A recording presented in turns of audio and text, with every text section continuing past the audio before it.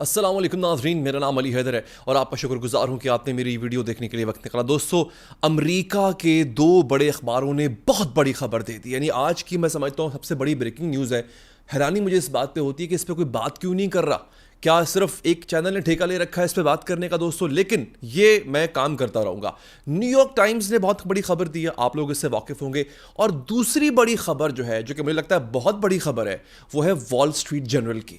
अब ये न सिर्फ अमेरिका के बड़े अखबार हैं, बल्कि दुनिया भर में इन अखबारों को न सिर्फ माना जाता है, बल्कि इनकी क्रेडिबिलिटी पर भी शक नहीं किया जाता। इतने बड़े अखबार हैं दोस्तों, इन्होंने इतनी बड़ी बात कर दी है। एक बात उन्होंने अमेरिका के लिए कर दी है और इसका बराह रास्त ताल्लुक ईरान इसराइल जंग से है, गजा इसराइल जंग से है और लबनान इसराइल जंग से है।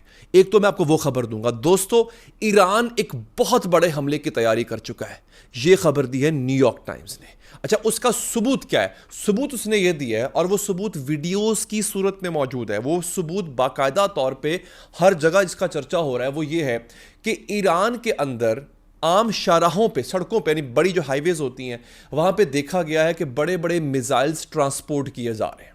खबर यह है कि ईरान स्ट्रेटेजिक लोकेशंस पर, यानी बड़ी ही जो हसास लोकेशंस हैं, वहां पे अपने हाइपरसोनिक जो मिसाइल्स हैं, बैलिस्टिक मिसाइल्स, उनको ट्रांसपोर्ट कर रहा है। इसका मतलब है ईरान एक बहुत बड़े हमले की तैयारी कर चुका है। वो हमला किसी भी वक्त हो सकता है। अच्छा, यही टाइम है हमला करने का। ये बात कहां से साबित होती है? वॉल स्ट्रीट जर्नल की खबर से। वो थोड़ा लम्हा मेरे साथ रहिए, मैं आपको बताऊंगा, आपको आपके होश उड़ा देगी। दोस्तों, 2 दिन पहले इसराइल का आर्मी चीफ जो है, नया आर्मी चीफ, वो बाल बाल हमले में बच गया।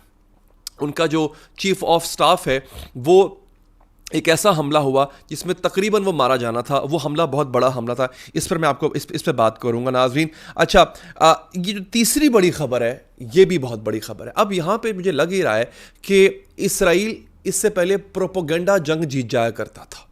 ज़मीनी जंग भले वो हार जाए, लेकिन प्रोपेगेंडा की जंग उससे बेहतर कोई नहीं जानता था। नाजरीन, इसराइल का सबसे बड़ा अखबार है हैरेट्स। आप लोग इससे वाकिफ़ होंगे। मतलब मेरा नहीं ख्याल कि जो जब से आप मुझे फॉलो कर रहे हैं, आपको पता होगा हैरेट्स क्या है। इंडिया, पाकिस्तान, बांग्लादेश, हर जगह देखा जाता है। हैरेट्स का मालिक वो आके खुद बता रहा है कि इसराइल कितनी बड़ी दहशतगर्द रियासत है और इसराइल ये जंग हार चुका हुआ है। ये मैं आपको सबूत के साथ बताऊंगा। आप सबके पास जब भी आप मेरी वीडियोस देख रहे होते हैं, फ़ोन होता है, उसमें इंटरनेट होता है, आप जाके गूगल भी कर सकते हैं।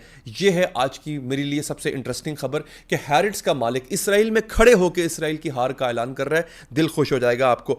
अच्छा, जनरल फदावी हैं ईरान के, उनका एक बड़ा अहम ऐलान है, उसकी खबर मैं आपको दूंगा। इसके साथ साथ हिजबुल्लाह ने आज बहुत बड़ा हमला किया है। ये इस हमले की अपडेट्स क्या हैं, इंशाल्लाह आज की वीडियो में दूंगा। आखिरी खबर जो मेरी होगी नाज़रीन, वो बहुत इंटरेस्टिंग है दोस्तों। यूरोपीय यूनियन के ओहदेदारों ने स्टॉक पाइलिंग करना शुरू कर दी है। स्टॉक पाइलिंग कहते हैं सामान इकट्ठा करना। उनको ये नजर आ रहा है कि रूस बहुत जल्द यूरोप पर हमला कर सकता है और यानी यूरोप जो है वो एक बहुत बड़ी जंग की तैयारी कर रहा है। ये बात बाकायदा तौर पे जो अनाउंस की गई है कि रशिया से जंग के ख़तरे में स्टॉक पाइलिंग रूस ने शुरू कर दी है। इसका मैं आपको बता भी देता हूँ। यूरोपीय union commission is calling on its citizens to stock up on the supplies to ensure their survival for at least 3 days in case of war with Russia. अपनी आम जनता को, अपनी आम आवाम को यूरोपीय यूनियन ने कहा है कि आप 3 दिन का राशन अपने घर में कम से कम रखना शुरू कर दें। किसी भी वक्त रूस से जंग हो सकती है या रूस हमला कर सकता है।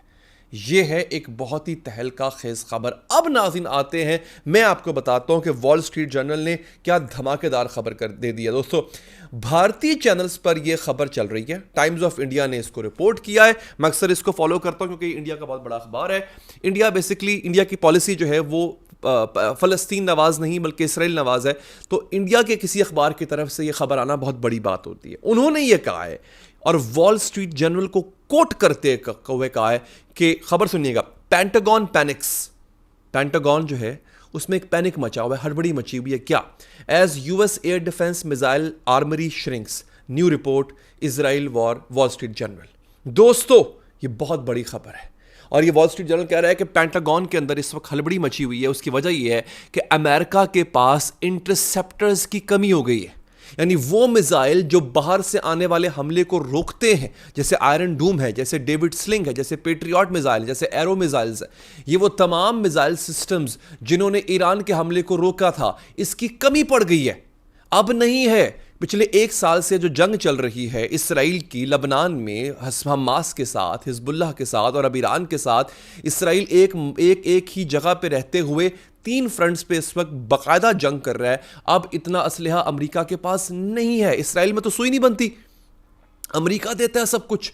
अमेरिका के पास स्टॉक पाइल कम हो रहा है। देखो, अमेरिका बहुत बड़ा मुल्क है, इसमें कोई शक नहीं, लेकिन बड़े से बड़ा मुल्क भी एक टाइम पे कितनी जंगें लड़ सकता है। यूक्रेन जंग अमेरिका लड़ रहा है, यूक्रेन को हथियार अमेरिका पहुंचा रहा है, इसराइल को हथियार अमेरिका पहुंचा रहा है। यूक्रेन जंग पिछले 5 साल से चल रही है। अमेरिका ने अपनी हिफाजत भी करनी है। अब ऐसा नहीं कि जो उसके पास स्टॉक पाइल पड़ा हुआ है अपनी हिफाजत के लिए वो उठा के वो यूक्रेन को दे देगा या वो इसराइल को दे देगा, ऐसा हो नहीं सकता। तो इस वक्त सूरत हाल ये है कि ईरान अगर अब हमला करता है तो पहले तो फिर भी 4 मिसाइल इसराइल ने रोक लिए थे ईरान के। अब इस वक्त इसराइल के पास इतनी आर्मरी नहीं है, इतने इंटरसेप्टर्स नहीं है कि वो ईरान का हमला रोक सके। ये खबर वॉल स्ट्रीट जर्नल ने दे दी है। ये बहुत बड़ी खबर है। और साथ ही इससे पहले मैं आपको बता चुका हूं कि न्यूयॉर्क टाइम्स ने क्या कहा था। उसने कहा था कि ईरान बहुत बड़े हमले की तैयारी कर रहा है। और दूसरी जानिब ईरान ऑब्जर्वर नामी अखबार ने ये वीडियोस दिखाई हैं कि ईरान के अंदर बड़े पैमाने पर बैलिस्टिक मिसाइल्स को स्ट्रेटेजिक लोकेशंस पर ट्रांसपोर्ट किया जा रहा है। सो दोस्तों, ये सब चीजें आपस में मिल रही हैं। अब ईरान किसी भी वक्त हमला कर सकता है और वो हमला बहुत ही घातक, बहुत ही बला का हमला होगा जो ईरान करने जा रहा है। नाज़रीन, अब आ जाते हैं हैरेट्स के ऊपर। ये एक और बड़ी खबर है, बल्कि बहुत इंटरेस्टिंग खबर है नाज़रीन। अमोस शॉकिन इस आदमी का नाम है।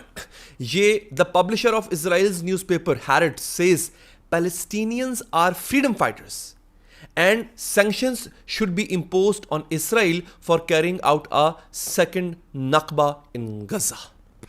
बहुत हैरान कुन खबर है ये, इससे बड़ी खबर नहीं कोई हो सकती। खुद हैरेट्स का मालिक कह रहा है कि जो फलस्तीनी हैं वो दहशतगर्द नहीं है, वो फ्रीडम फाइटर्स हैं, वो आज़ादी की जंग लड़ रहे हैं और जो पाबंदियां हैं वो इसराइल पे लगनी चाहिए। ये तो उन्होंने यहाँ पे तो आधी बात लिखी हुई है, जो असल अल्फाज हैं उसके वो ये हैं कि असल जो दहशतगर्द है वो नेतन्याहू है।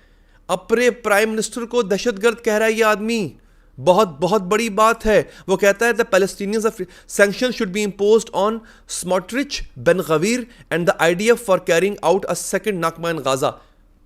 इसराइली आर्मी पे पाबंदी लगनी चाहिए। बेन गरीब जो डिफेंस मिनिस्टर, सिक्योरिटी मिनिस्टर है इसराइल का, उस पर पाबंदी लगनी चाहिए। ये एक देखिए, हमेशा प्रोपेगेंडा की जंग जीता है इसराइल। और प्रोपेगेंडा कहां से किया उसने? बड़े बड़े अखबार, जेरूसलम पोस्ट, हैरेट्स के नाम से बने हुए बड़े बड़े अखबारों से उसने प्रोपेगेंडा किया। हैरेट्स का मालिक कह रहा है कि असल दहशतगर्द इसराइल है। तो दोस्तों, मुसलमानों, बल्कि मुसलमानों नहीं, इंसानों, इंसानियत का दर्द रखने वालों, आप सबको इसराइल की यह हार मुबारक हो। अपना बहुत ख्याल रखिए। अल्लाह निगहबान।